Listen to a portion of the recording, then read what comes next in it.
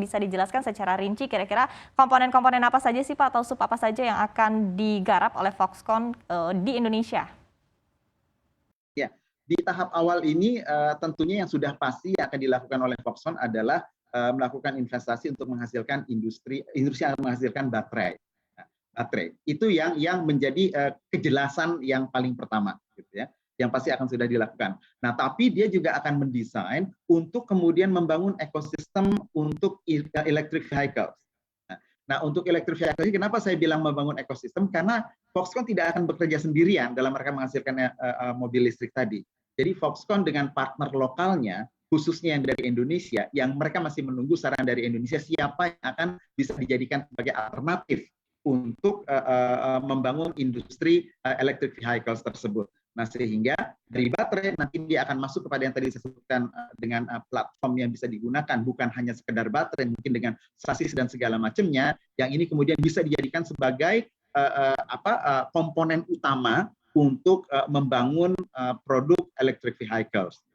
Nah, itu yang kira-kira akan dilakukan oleh Oke, ini mungkin pertanyaan terakhir ya Pak, dari nilai MOU senilai 114 triliun rupiah begitu, ini kira-kira berapa besar sih dampaknya kepada perekonomian Indonesia? Dan mungkin ini sekalian saya gabung begitu pertanyaannya terkait dengan strategi BKPM di sepanjang tahun 2022 untuk terus menggait investasi. Iya, tentunya dengan masuknya investasi dari Foxconn ke Indonesia ini, implikasinya pengaruhnya juga akan sangat besar sekali, itu baik yang secara langsung maupun tidak langsung. Kalau secara langsung yang sudah jelas dengan masuknya investasi, devisa sudah akan bertambah karena dia membawa kapital yang akan diinvestasikan di Indonesia. Tetapi berinvestasi itu kan punya implikasi kebutuhan tentang tenaga kerja. Nah, tenaga kerja ini pun nanti akan bisa diserap secara langsung oleh Foxconn ini, yang dia sebenarnya biarpun industri baterai, pada prinsipnya model yang dia gunakan adalah padat tenaga kerja sebenarnya, sehingga penyerapan tenaga kerja yang akan ada juga akan lebih baik. Kemudian yang ketiga, devisa lainnya atas pembayaran pajak dari kegiatan usaha itu akan dilakukan. Nah, kemudian ada juga implikasi-implikasi tidak langsung, misalnya katakanlah peningkatan kualitas dari sumber daya manusia kita. Kenapa? Karena sumber daya manusia yang akan ada ini akan terkena pengaruh dari teknologi yang dibawa oleh Foxconn masuk ke Indonesia.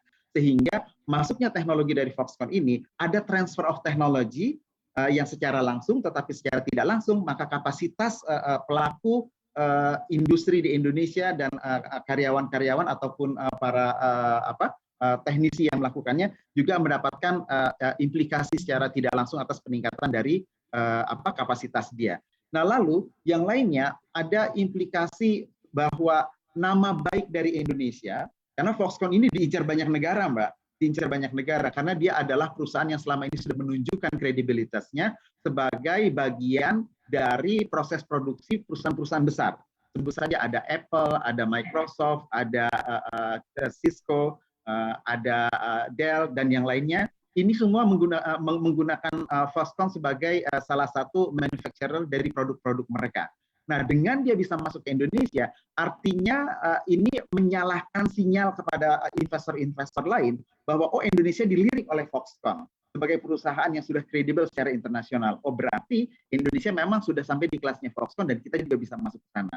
Nah, itu. Nah, banyak lagi juga hal-hal yang lain yang kita bisa perhatikan bahwa akses terhadap market internasional dan menjadikan Indonesia sebagai bagian dari international hub yang menjadi global supply chain atas produk electric vehicle ini akan semakin jelas, sehingga akan mengokohkan brand Indonesia sebagai negara yang kaya dengan sumber daya alam nikel yang kemudian bisa menghasilkan baterai listrik. Bahkan kita bukan hanya sampai di situ, kita menjadi bagian dari ekosistem dunia untuk mensuplai dunia bagi produk-produk kendaraan listrik yang dibutuhkan dan semakin meningkat. Jangan lupa unduh aplikasi CNBC Indonesia di Google Play Store dan App Store untuk ikuti terus perkembangan terkini terkait berita ekonomi dan bisnis.